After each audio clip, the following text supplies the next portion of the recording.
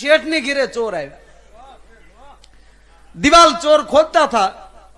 શેઠાણી જાગી ગયા. શેઠને જગાડ્યા, જાગો, આ દિવાલ ખોદે. શાની મની રે, રાતનો ધંધો કરતા એને ધંધો કરવા દેવાય? કોઈના ધંધામાં વિક્ષેપ નો કરાય. શાની મની લે. અરે કે પણ આપણી દિવાલ. શાની મની રે, અમથું એસી મૂકવાનું છે, ટાઢા પોળના કામ કરે તો કડવા દે ને.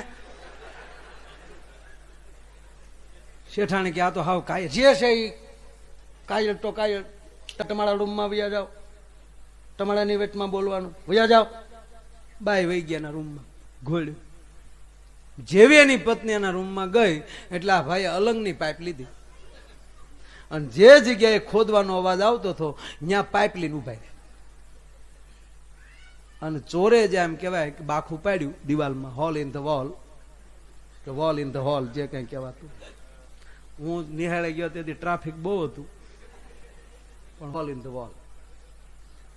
દિવાલમાં કાણું પાડ્યું અને ચોરને આમ આવવું હોય એટલે આમ હાથ લઈ અને જેવું આમ જ્યાં મોઢું આવ્યું અને બરોબર લોંગ લઈને શેઠે એક માર્યું તો પાઇપનો આસડો કરી નાખ્યો અને ઓલો ચોર નાઅહીંયા છોટી ગયો. બીજા ચોર ઓલાને લેવાય ખોટી નો છે. શેઠે પાછી પાઇપ સીધી કરી અને એની પાઇપ ખંભે લઈને ગામમાં તાજા સરપંચ બનેલા. સીધા સરપંચના ડેલીમાં, સરપંચ કાકા, એ સરપંચ કાકા. લાગે હું છું વાણિયા, ડેલી ખોલો. ડેલી ખોલી, મારી ઘરે ચોર આવ્યા. મને ખબર છે તમે કાળી રાતનો હોકાળો ભાઈડ્યો માણા તમે, અને કાંડા પડ્યું તમારી જેવું ગામમાં કોઈ સાહેબ નહીં, એટલે સરપંચ ચાલો. અને આપણે જ કોક આવું કહેવા વાળું મળે. અમથી અમથા જો ઘા કરી લે ને એમાં કહેવા વાળું મળે. અને એમાં શેઠ, અરે કે શેઠ લાવો લાવો, તો શેઠે પાઇપ આપી દીધી. શેઠે લીધું હાથમાં ફાનસ.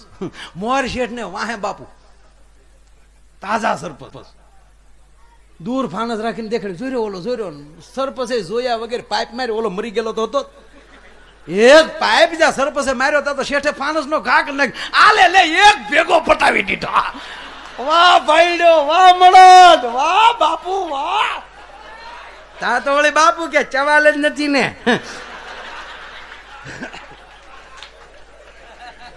એમાં શું છે હવે આવી વાતમાં વળી શું ભૂંડ્યું કે હવે આવું કરવું એટલે શું.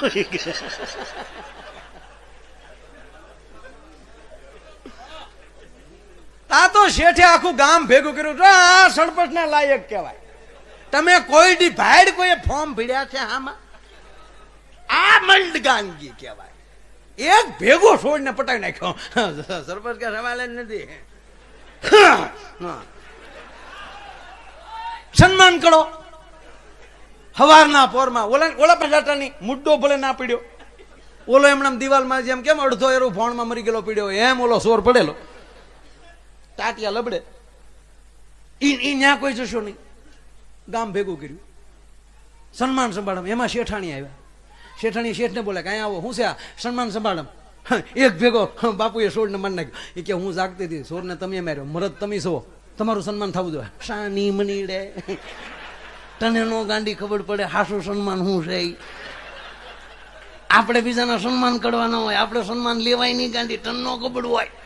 ઘર ભેગી થઈ જાય. નહીં મરદ બોલતી નહીં, મરદની દીકરી થામાં બોલી માં માઇન્ડ નવા સડપટ હાથમાં આવ્યા.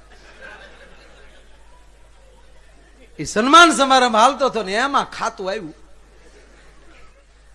પૂછ્યું શેઠ શું છે? એટલે ત્રણ ઘડી થઈને ભાઈ હું સીધા સન્માન સમારંભ ગોઠવો એટલે સાહેબ તમને આમંત્રણ નથી દેવાનું. અમારા ગામના સરપંચે એક સુડવીરતાનું કામ કર્યું. ગ્રામ રક્ષક દળની જરૂર નથી અમારા ગામમાં. બસ અમારા સરપંચ સાહેબ બધું આવી ગયું છે. હું મારી ઘરે સોળ આવ્યા હતા, આખું ગામ સાક્ષી. એક પાઇપ ભેગો મારી નાખ્યો. જો પડ્યો. હે સરપંચ ચવાલ જ નથી ને, હું ચાલ પાય.